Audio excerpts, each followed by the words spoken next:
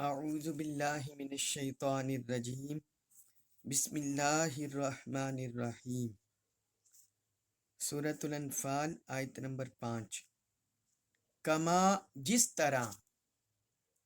کما یہ تشبیہ کے لیے لفظ آتا ہے، اس کا معنی ہوتا ہے جس طرح یا جیسے۔ کما جس طرح، اخرج کا، اخرجا نکال لایا، کا آپ کو، ربو کا رب آپ کا، کما اخرج کا ربو کا جس طرح آپ کا رب آپ کو نکال لایا، من بیتی کا، من سے، بیتی گھر کا، آپ کے، من بیتی کا آپ کے گھر سے، جس طرح آپ کا رب آپ کو آپ کے گھر سے نکال لایا، بالحق کی، حق کے ساتھ، یعنی عظیم مقصد کے ساتھ جو جہاد کا تھا۔ وَإِنَّ اور بے شک، فریقم ایک گروہ، من المؤمنین مومنوں میں سے، مسلمانوں میں سے، وَإِنَّ فَرِيقًا مِّنَ الْمُؤْمِنِينَ حالانکہ مسلمانوں میں سے ایک گروہ، لَکَارِہُونَ ناخوش تھا، مسلمانوں سے ایک گروہ وہ ناخوش تھا، ناخوش تھے۔ اس آیت مبارکہ میں اللہ رب العزت نے اہل ایمان کی ایک اور کمزوری کا ذکر کیا ہے۔ جس طرح پہلی آیت مبارکہ میں بھی میں نے بتا دیا تھا کہ جس وقت اموال غنیمت کی تقسیم کا مرحلہ آیا تو اس وقت بھی بعض اہل ایمان کے درمیان تنازع پیدا ہوا، اور یہ دوسرا تنازع، دوسرا ان کے درمیان بحث و تکرار اس وقت ہوا جس وقت حضور صلی اللہ علیہ وسلم جہاد کے لیے نکل رہے تھے۔ اب یہ غزوہ بدر کا پس منظر کیا ہے وہ آپ سننے، اور ان میں یہ بات یاد رکھیں کہ یہاں اللہ رب العزت نے بیان فرمایا ہے کہ وہ مسلمانوں میں سے ایک گروہ تھا، یعنی سارے مسلمان نہیں تھے، کچھ ان کے اندر اس طرح ان کے اندر ناپسندیدگی آئی یہ جنگ کے حوالے سے۔ یہ جو غزوہ بدر ہوا اس کا پس منظر یہ ہے کہ یہ جس طرح کل بھی میں نے بتایا تھا پہلے لیکچر میں، دوسری ہجری میں،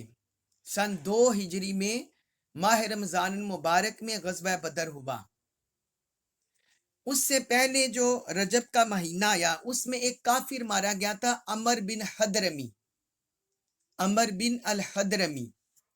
یہ کافر مارا گیا تھا، مسلمانوں نے اسے قتل کیا تھا، اور وہ تھے صحابی حضرت عبداللہ بن جہش رضی اللہ عنہ۔ اس پر حضور صلی اللہ علیہ وسلم بھی ناراضی کا اظہار کیا، اور صحابہ کرام بھی اس پر برہم ہوئے، ان سے برہم ہوئے۔ جب وہ عمر بن حضرمی مارا گیا تو اس سے جو کفار مکہ، قریش مکہ، وہ انتقام لینے کی آگ میں جلنے لگے، اور وہ آگ بگولا ہو گئے، وہ کہنے لگے کہ ہم اس کا انتقام ضرور لیں گے۔ ایک لشکر، بہت بڑا قافلہ جا رہا تھا مکہ سے شام کی طرف، کیونکہ عرب ریاستوں کی اس وقت دو طرف ان کا زیادہ تو یہ غلہ بانی تھا، مشغلہ غلہ بانی، بیر بکریوں کو پالنا، پوسنا، اور یہ ان کے ذرائع آمدن تھے۔ تجارت وہاں نہیں ہوتی تھی، تو تجارتی اغراض کے لیے وہ شام جاتے تھے یا یمن کی طرف جاتے تھے، گرمیوں میں شام کی طرف جاتے تھے اور سردیوں میں یمن کی طرف جاتے تھے، اس طرح ان کے تجارتی سفر ہوتے تھے۔ تو ایک بہت بڑا قافلہ انہوں نے تیار کیا ابو سفیان کی قیادت میں کہ تم جاؤ اور وہاں سے تجارتی مال خریدو، اسلحہ خریدو، ہم مدینہ منورہ پر چڑھائی کریں گے، جو بھی وہ تجارت سے مال کمائیں گے ہم وہ ایک بڑا لشکر تیار کر کے ہم مدینہ طیبہ پر چڑھائی کریں گے۔ یہ انہوں نے آپس میں طے کیا اور ابو سفیان کو شام کی طرف بھیج دیا۔ وہ بہت بڑا قافلہ لے کر گیا اور وہاں سے بڑا تجارتی سامان لے کر مکہ کی طرف آنے لگا۔ ادھر حضور صلی اللہ علیہ وسلم کو خبر ہو گئی اللہ کی طرف سے، اور پھر جاسوسوں کی طرف سے بھی اطلاع ہوئی، کیونکہ آقا علیہ الصلوۃ والسلام کا جو انٹیلیجنس سسٹم تھا یہ بھی بہت تیز تھا۔ حضور ہر معاملے پر زمینی لحاظ سے، ظاہری لحاظ سے بھی بڑی گہری نگاہ رکھتے تھے، اور ظاہری طور پر بھی آپ نے ایک سسٹم بچھایا ہوا تھا۔ تو آپ کو خبر ہوگی جس وقت وہ تجارتی قافلہ شام سے اموال لے کر اور مال تجارت لے کر لوٹ رہا تھا، تو آپ نے مسلمانوں کو تیار کیا کہ چونکہ یہ اسلام کے خلاف سازش کے لیے آ رہا ہے اور اسلام کو مٹانے کے لیے آ رہا ہے، لہٰذا آپ نے فرمایا کہ ہم نے اس تجارتی قافلے پر قبضہ کرنا ہے، ہم نے اس تجارتی قافلے پر قبضہ کرنا ہے اور یہ مال مکہ میں نہیں پہنچنے دینے، کیونکہ انہوں نے مسلمانوں کے خلاف استعمال کرنا تھا۔ اس پر جو مستشرقین ہیں اورینٹلسٹ، وہ بھی اس پر یہ اعتراض اٹھاتے ہیں کہ اللہ کے رسول صلی اللہ علیہ وسلم نے جو پیغمبر اسلام ہے انہوں نے وہ قافلے پر حملہ کرا دیا اور اسے لوٹ لیا، اس طرح وہ یعنی پراپوگنڈا کرتے ہیں اسلام کے خلاف۔ تو حقیقت وہ چھپاتے ہیں، جو حقیقت ہے اس پر پردے ڈالتے ہیں۔ دراصل جو اسلام کے خلاف وہ سازش کرنے لگے تھے، آقا علیہ الصلوۃ والسلام نے پیش قدمی سے اس کا سد باب کیا، یعنی مستقبل کے خطرے کو بانپتے ہوئے حضور نے اس کا سد باب کیا۔ تو آپ نے فرمایا کہ ہم نے اسے مکہ نہیں پہنچنے دینا۔ سارے مسلمان نکل پڑے، کیونکہ وہ جنگ کی غرض سے تو نہیں نکل رہے تھے، وہ تو اس تجارتی قافلے کو اس کی راہ روکنے کے لیے اور ان کے مال پر قبضہ کرنے کے لیے، تاکہ وہ اسلام کے خلاف سازش نہ کر سکے، اس لیے نکلے تھے۔ تو اس لیے ان کی تعداد مسلمانوں کی وہ 300 سے اوپر تھی، 313 روایات میں آتا ہے 313 تک، یا جب نکلے تھے اس وقت کم ہوگی، جنگ کے وقت اتنی تھی۔ ادھر جب ابو سفیان کو پتا چلا کہ مسلمان اس قافلے پر حملہ کرنے لگے ہیں، اس نے مکہ میں ایک قاصد کو بھیج دیا، مکہ میں تیز رفتار گھوڑے پر ایک قاصد کو فوراً روانہ کر دیا، اور اہل مکہ نے اس تجارتی قافلے میں بڑی تجارت کی تھی، انہوں نے اپنا مال اسباب بڑا یعنی ہزاروں لاکھوں دینار جو کچھ ان کے پاس تھا انہوں نے داؤ پر لگا دیا تھا۔ جب مکہ میں یہ خبر پہنچی کہ ہمارا تجارتی قافلہ لٹنے لگا ہے، تو اس وقت ابو جہل نے فوراً اعلان کر دیا کہ ہم مدینہ پر چڑھائی کریں گے۔ اس نے کہا کہ لشکر تیار کرو۔ اس نے فوری طور پر ایک بہت بڑا لشکر تیار کر کے مدینہ شریف کی طرف چڑھائی کے ارادے سے چل پڑا۔ ابو جہل کی قیادت میں وہ لشکر لے کر چل پڑا۔ ادھر جب آقا علیہ الصلوۃ والسلام اس قافلے کا تعاقب کرنے نکلے مسلمانوں کے ساتھ، تو ابو سفیان نے بجائے روڈ کی طرف سے آنے کی بجائے جو بری راستہ تھا، روڈ سے سڑکوں سے جو آتا تھا، اس نے وہ راستہ اختیار نہ کیا۔ شام سے ایک راستہ ساحل سمندر کی طرف سے وہ مکہ کی طرف جاتا تھا، تو وہ ساحل سمندر کا راستہ اس نے اختیار کر لیا، اور وہ تیزی سے اپنے تجارتی قافلے کو خطرے کا جو نشانات تھے یا جو جس میں وہ پھنس سکتا تھا وہ تیزی سے اپنے تجارتی قافلے کو بھگا کر لے گیا، آگے لے گیا، مسلمانوں کی پہنچ سے دور ہو گیا۔ جب یہ صورتحال ہوگی کہ اب تجارتی قافلہ مسلمانوں کے ہاتھ میں نہیں آنا تھا، تو اس موقع پر اللہ کی طرف سے وحی ہو گئی، اللہ کی طرف سے اس موقع پر وحی ہو گئی کہ اللہ تعالیٰ نے ان دو گروہ میں سے ایک کا آپ سے وعدہ کر لیا ہے کہ ایک کی آپ کو فتح ملے گی، یا تو ادھر چلے جائیں یا ادھر چلے جائیں۔ اللہ نے آپ سے وعدہ کر لیا، وہ اگلی آیت میں آ رہا ہے، وہ بھی ہم پڑھیں گے۔ تو اس وقت اس موقع پر حضور صلی اللہ علیہ وسلم نے اپنے صحابہ سے مشورہ کیا کہ بتاؤ کدھر جانا ہے، تجارتی قافلے کے پیچھے چلیں یا جو لشکر ہم پر چڑھائی کرنے آ رہا ہے مدینہ طیبہ پر، اس سے جنگ کرنے کے لیے تیار ہو جائیں۔ تو بعض لوگوں نے وہاں کہا، کیونکہ ان کا دھیان مال کی طرف تھا، تو انہوں نے کہا کہ ہم دشمن سے مقابلہ کرنے کی طاقت نہیں رکھتے، لہٰذا ہم تجارتی قافلے پر حملہ کرنا یہ ہمیں زیادہ پسندیدہ ہے، یہ ہمارے لیے زیادہ آسان ہے کہ ہم اس پر حملہ کریں۔ حضور صلی اللہ علیہ وسلم کا چہرہ مبارک متغیر ہو گیا، کیونکہ اب آپ صلی اللہ علیہ وسلم اللہ کے علم کی وجہ سے اور اپنی فہم و بصیرت کی وجہ سے آپ صلی اللہ علیہ وسلم بڑی فتح چاہتے تھے، تجارتی قافلے پر فتح ہو جاتی۔ اب یہ بتائیں، آپ یہ سوچیں، تجارتی قافلے پر فتح ہونا یہ مسلمانوں کے لیے زیادہ سود مند ہوتا یا لشکر جو دشمن ہے، دشمن کا لشکر، اس پر فتح یاب ہونا وہ زیادہ سود مند تھا؟ تو زیادہ فائدے مند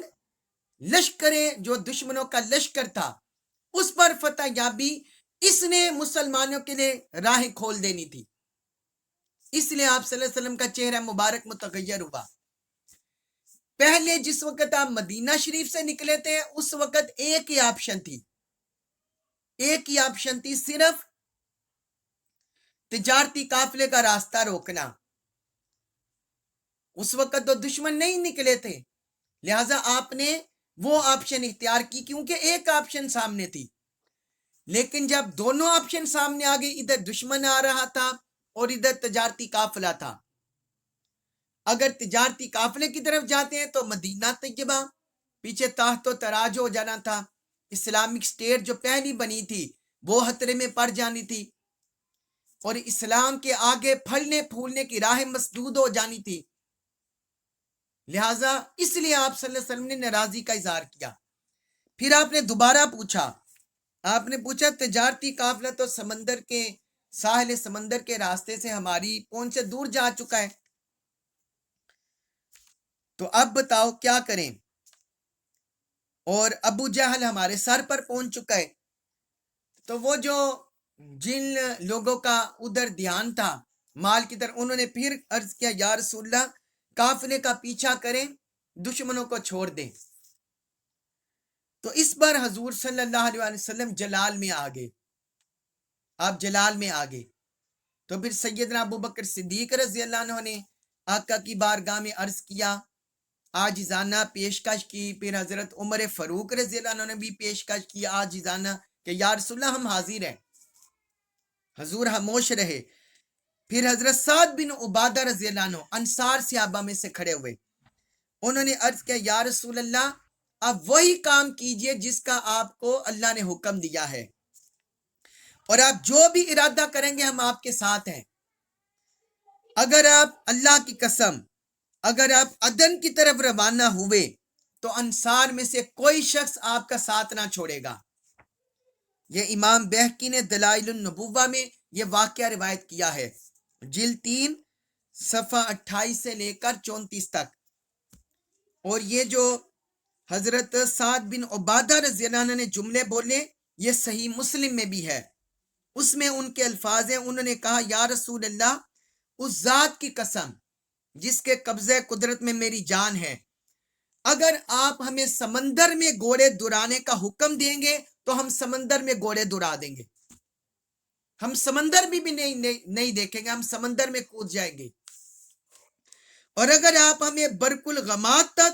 گھوڑے دوڑانے کا حکم دیں گے تو ہم ایسا کریں گے، یعنی پہاڑوں سے ٹکرانے کا حکم دیں گے تو وہ بھی عمل کریں گے۔ اور یہ صحیح مسلم میں ان کے الفاظ ہیں، حدیث نمبر 1779۔ اور ایک اور صحابی کھڑے ہوئے، حضرت مقداد بن عمر رضی اللہ عنہ، انہوں نے کہا یا رسول اللہ، جیسا اللہ نے آپ کو حکم دیا آپ ویسا ہی کیجئے، اور آپ جو بھی ارادہ کریں گے ہم آپ کے ساتھ ہیں، اور ہم اس طرح نہیں کہیں گے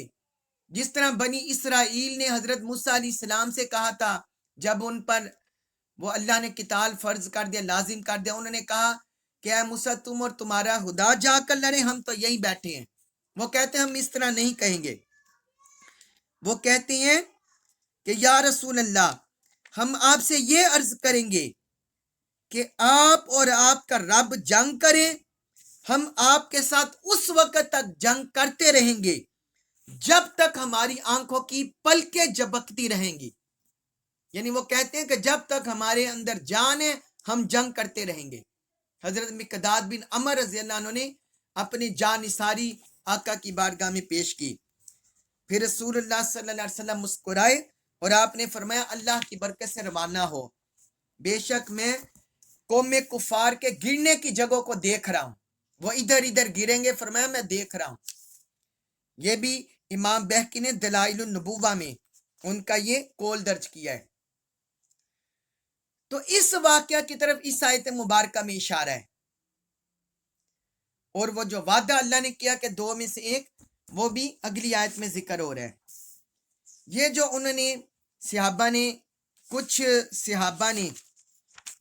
بحث و تکرار کی تھی، اس کا اس میں ذکر ہے کہ جس طرح آپ کا رب آپ کو گھر سے حق کے عظیم مقصد کے لیے نکال کر لے آیا، وَإِنَّ فَرِيقًا مِّنَ الْمُؤْمِنِينَ لَكَارِهُونَ وَإِنَّ فَرِيقًا مِّنَ الْمُؤْمِنِينَ لَكَارِهُونَ، حتیٰ کہ مسلمانوں کا ایک گروہ اس پر ناخوش تھا۔ یہ وہی گروہ تھا جس کا پہلے تذکرہ ہوا، اور بعد میں جانثاروں کا میں نے اقوال ذکر کیا ہے۔ پھر اگلی آیت میں سورۃ الانفال آیت نمبر 6، اسی گروہ کی اللہ تعالی نے مزید کیفیت کو ذکر کیا۔ اگلی آیت میں فرمایا یجادلونا، وہ جگڑنے لگے کا آپ سے، فی الحق کی، حق کے بارے میں،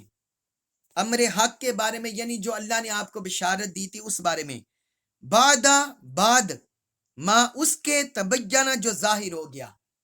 بعد ما تبینہ جو ظاہر ہو گیا، اس کے بعد وہ امر حق میں آپ سے جگڑنے لگے۔ کأنما، گویا، یساکونا، وہ ہانکے جا رہے ہیں، یساکونا، وہ ہانکے جا رہے ہیں، انہیں لے جایا جا رہا ہے،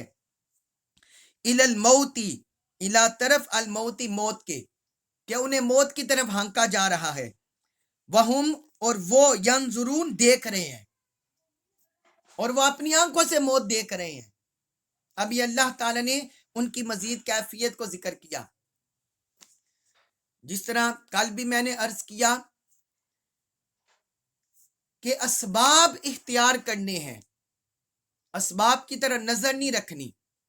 اسباب پر بھروسہ نہیں کرنا۔ بندہ مومن اسباب اختیار کرتا ہے، بھروسہ اللہ پر رکھنا ہے، اللہ پر توکل رکھنا ہے۔ اور ادھر وہ حضور صلی اللہ علیہ وسلم کی معیت میں تھے، قربت میں تھے، آپ کی سنگت میں تھے، اور حضور کے توکل کا محلوق میں کوئی اندازہ بھی نہیں کر سکتا، ایسا کمال توکل آقا علیہ الصلوۃ والسلام کا۔ اور پھر اکابر صحابہ جو آپ کے ساتھ تھے، جو جانثار صحابہ، بعض حضرات، بعض مسلمانوں میں سے فرقے، وہ یہ آیتیں اس طرح کی پڑھ کے وہ اکابر صحابہ پر معاذ اللہ تان شروع کر دیتے ہیں کہ وہ دیکھیں وہ اس طرح انہوں نے کمزوری دکھائی، وہ اکابر صحابہ پر تان شروع کر دیتے ہیں، حالانکہ اکابر صحابہ